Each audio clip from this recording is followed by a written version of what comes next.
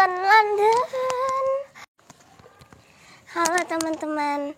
Jadi yang tadi itu aku ikut tur Forsten London kayak gini tiketnya. Jadi itu Forsten London itu sebenarnya turnya itu jadi kita samatin ke situ. Terus itu tentang kayak narration gitu. Jadi lewat gambar dilukis bisa ada filosofi ceritanya.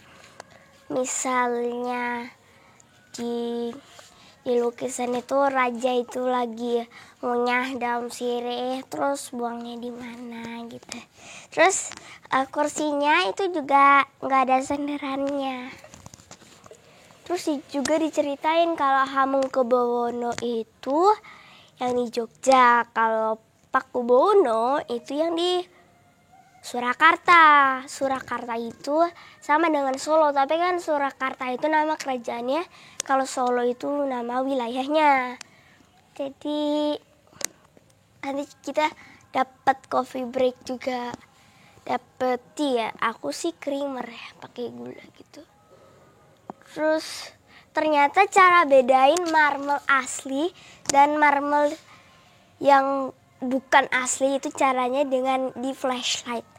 Jadi kan kamu misalnya udah beli marmer, jadi di ke bawahnya itu dikasih lampu. Habis itu kalau marmernya itu kelihatan tembus lampunya, itu berarti marmer asli. Nah terus tadi juga ceritain tentang ruang khusus untuk memamerkan orang ini punya apa gitu. Jadi dibuat semacam ruangan khusus gitu.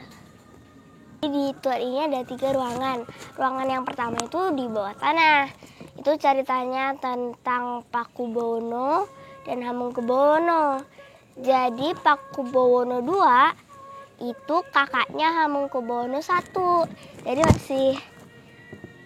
masih keluarganya dekat gitu.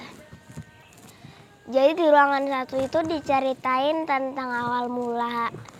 Misalnya Mangkunegaran, Paku Alaman gitu. Terus diceritain juga kayak misalnya ada lukisan gitu tentang gimana itu kayaknya Hamengkubuwono berapa gitu lagi ngunyah daun sirih. Terus dibuangnya di mana gitu. Itu lukisannya itu ada filosofinya gitu. Ruangan kedua itu kayak semacam Inggris ya. Itu tuh tentang kalau kan itu orang-orang kan ada keluarga kerajaan sama enggak ya. Jadi yang kayak kasta gitu. Jadi yang lebih tinggi itu harus pakai batik parang untuk tanahnya gitu. Tapi yang tingkat yang lebih rendah daripada keluarga kerajaan itu boleh ngenain batik parang, karena kalau ngenain itu kayak nanti dianggapnya menentang rajanya gitu. Terus jadi orang-orang ini tuh bikin batik sendiri gitu. Batiknya tuh cerah-cerah dan modelnya tuh macam-macam gitu. Terus teman-teman ini ada sedikit tambahan ya. Untuk ruangan 1 itu kebanyakan Hamengkubuwono IX dan Pakubuwono X. Pakubuwono X tuh suka bagi-bagi uang ke masyarakat gitu. Jadi dia setiap pagi tuh naik kereta kuda gitu. Terus nanti dia hamba-hambain uangnya. Terus orang-orang itu suka ngintip dikasih jadi kayak gini gitu. Di situ jadinya pengemis karena dilakukan setiap hari Kamis. Ternyata itu loh. Terus untuk Hamengkubuwono IX itu adalah Bapak Pandu Indonesia. Dan dia juga dia juga kayak mau jadi Yogyakarta itu buat jadi ibu kota Indonesia selama 3 tahun. Hamengkubuwono IX itu juga kasih lahannya untuk UGM. Jadi ya Pakubowono 10 itu bikin kereta kalau dia mati gitu, jadi namanya kan nggak bisa lihat dalamnya, jadi yang bisa orang banyak tahu itu dengan jumlah kudanya. Kalau kudanya 8 itu berarti raja, kalau kudanya 6 itu berarti putra mahkota, kalau kudanya 4 itu berarti putra putri raja biasa. Jadi ini yang ruangan 2 itu kayak sebuah ruangan besar gitu. Di ujung sebelah kanan itu ada patung. Patung itu tangannya kayak gini gitu. Itu artinya ketenangan. Jadi patung itu tuh, jadi kan ada orang mengantin gitu. Dia itu dirias-rias gitu. Terus ada pengiringnya gitu.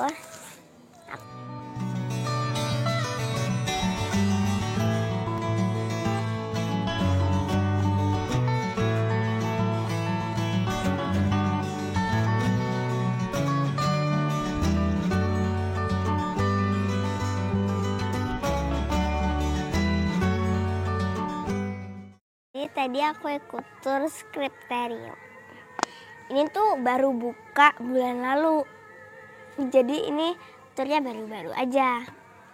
Jadi ceritanya ada jenis manusia yang pertama itu adalah Javaman, atau lebih dikenal Homo erectus di Jawa ya. Habis itu kita move on, udah candi-candi. Kalau kalau Prambanan itu Hindu, kalau Borobudur itu Buddha. Nah, itu adalah 2 candi yang paling dikenal di Indonesia. Nah, Candi Borobudur itu juga masuk 7 Wonders of the World tahu. Itu ada Ki Hajar Dewantara muncul. Jadi setelah candi-candi itu mulai kan Dharma Wangsa. Habis Dharma Wangsa Erlangga. Ternyata yang aku baca di buku sejarah itu Erlangga buat jembatan itu kayaknya itu nggak bener deh. Terus habis Erlangga itu kan dibagi 2 ya. Masuk Ken Orok. Ternyata yang ku baca Ken Orok itu bukan dari bangsawan itu, ternyata masih ada darah bangsawannya juga. Ken Orok kan Kertanegara mati karena dia terlalu fokus dengan negara yang mau diambilnya sehingga melupakan negaranya sendiri. Habis itu Kertanegara kayaknya ayam muruk ya. Habis itu mulai Indonesia merdeka. Tapi ternyata Indonesia itu ngutang kepada Belanda itu kayak 4 gulden ya kalau Belanda. Dirupiahin jadi berapa ratus miliar gitu. Karena kan Indonesia telah merdeka. Jadi dulu kan Belanda bikin pabrik-pabrik gitu. Sekarang udah punya Indonesia.